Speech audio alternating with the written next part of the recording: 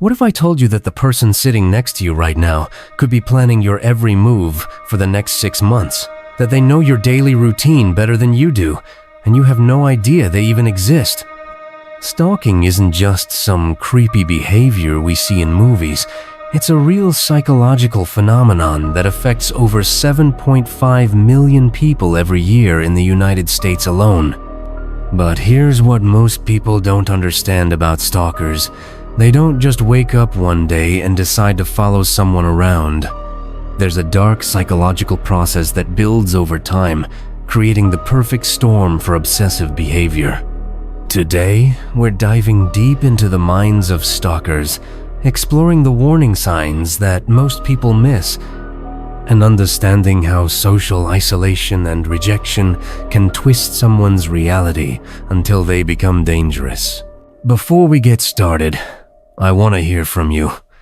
Have you ever had someone in your life whose attention felt too intense or made you uncomfortable?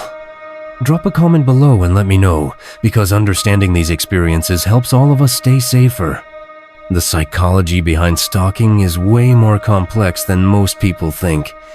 It's not just about being obsessed with someone, it's about power, control, and a complete breakdown of normal social boundaries.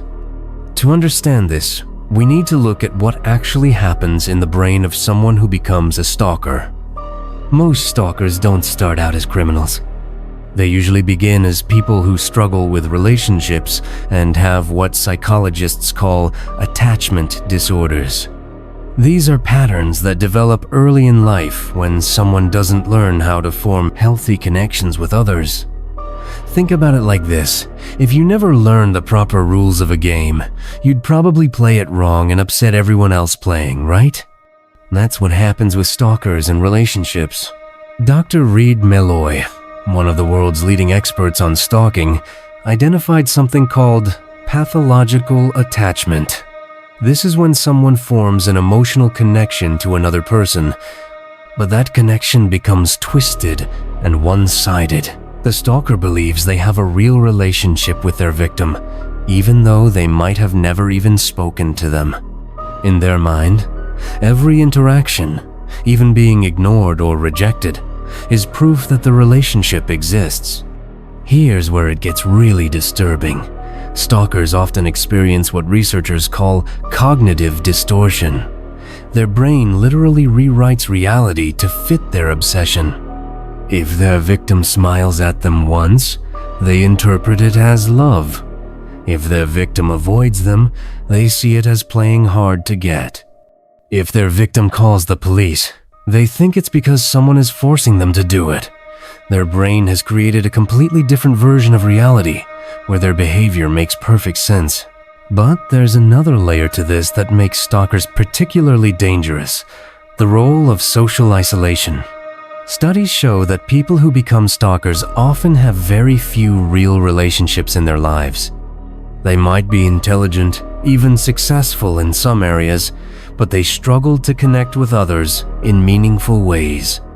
This isolation creates what psychologists call an echo chamber effect. Without normal social feedback, their thoughts become more and more extreme.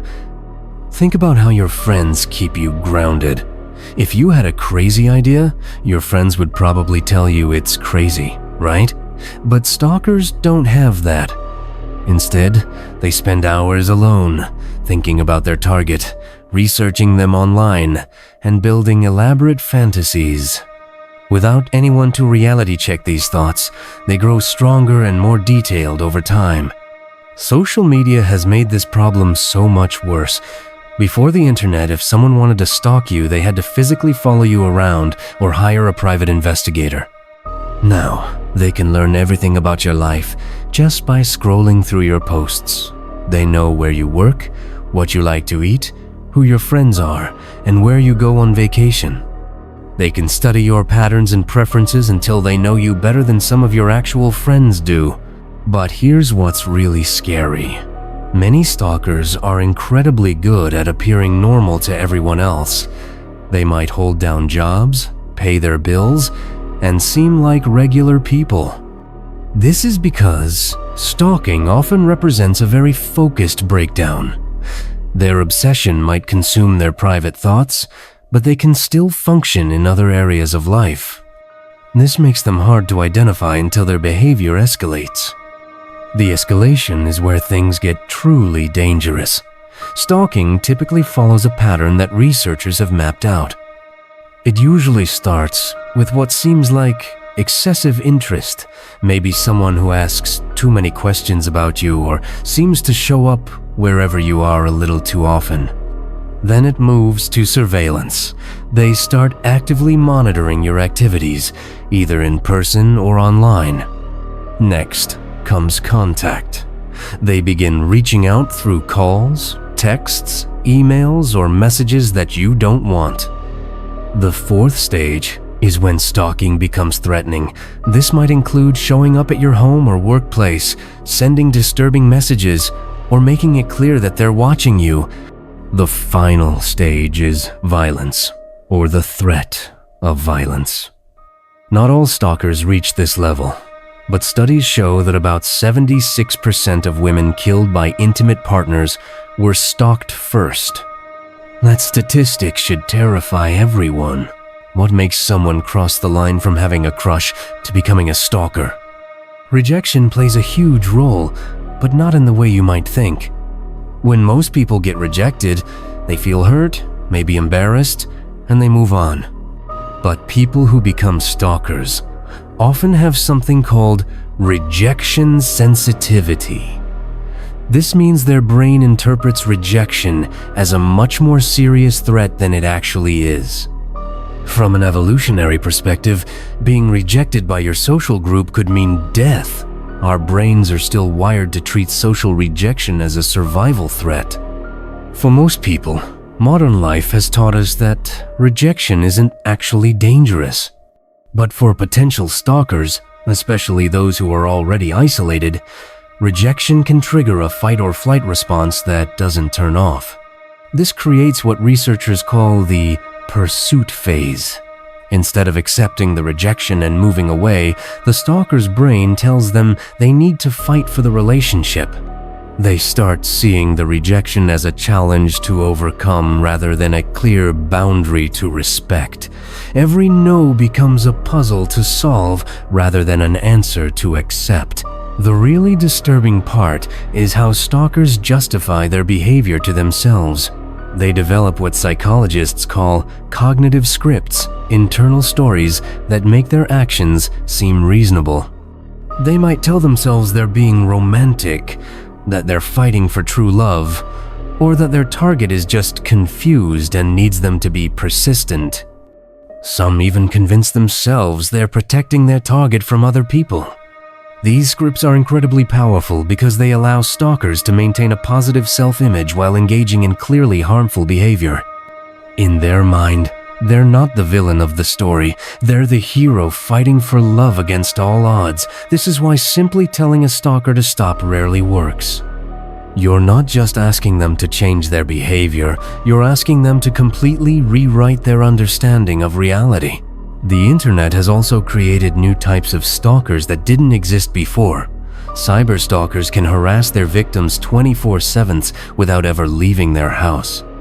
They can create fake profiles, hack into accounts, and use technology to monitor their targets in ways that would have been impossible just 20 years ago. They can also connect with other people who share their obsessions, creating online communities that reinforce their disturbed thinking. But perhaps the most dangerous development is how some stalkers have started to see their behavior as part of a larger social movement. They begin to view rejection not as a personal experience, but as evidence of broader societal problems. They might start believing that they're entitled to relationships, that society owes them companionship, or that their targets are representative of larger groups they feel victimized by. This is where individual stalking can evolve into something much more dangerous, targeted violence against multiple people. When someone starts to see their personal rejection as part of a bigger pattern of unfairness, they might decide that multiple people need to pay for their pain. The warning signs of potential stalkers are often visible long before the behavior becomes criminal, but most people don't know what to look for. Early red flags include someone who doesn't respect boundaries in small ways, who seems to have an excessive interest in your personal life, who contacts you way more than feels normal, or who shows up unexpectedly in places where you spend time. Pay attention to people who can't take hints. If you're polite but distant and someone doesn't pick up on those social cues, that's concerning. Also, watch for people who seem to have done extensive research about you that goes beyond normal curiosity. If someone knows details about your life that you never shared with them, they've been studying you. Another major warning sign is someone who creates elaborate explanations for coincidences. If someone always seems to be wherever you are and has detailed reasons for why they happen to be there, they're probably not coincidences. Trust your gut. If someone's attention feels too intense or makes you uncomfortable, there's probably a good reason for that feeling. The most important thing to understand about stalkers is that they're not just socially awkward people who don't know better. They're individuals whose thinking has become dangerously distorted, and that distortion often gets worse over time, not better. The behavior usually escalates, and early intervention is crucial for everyone's safety. If you think someone might be stalking you, document everything, tell people you trust, and don't hesitate to contact law enforcement.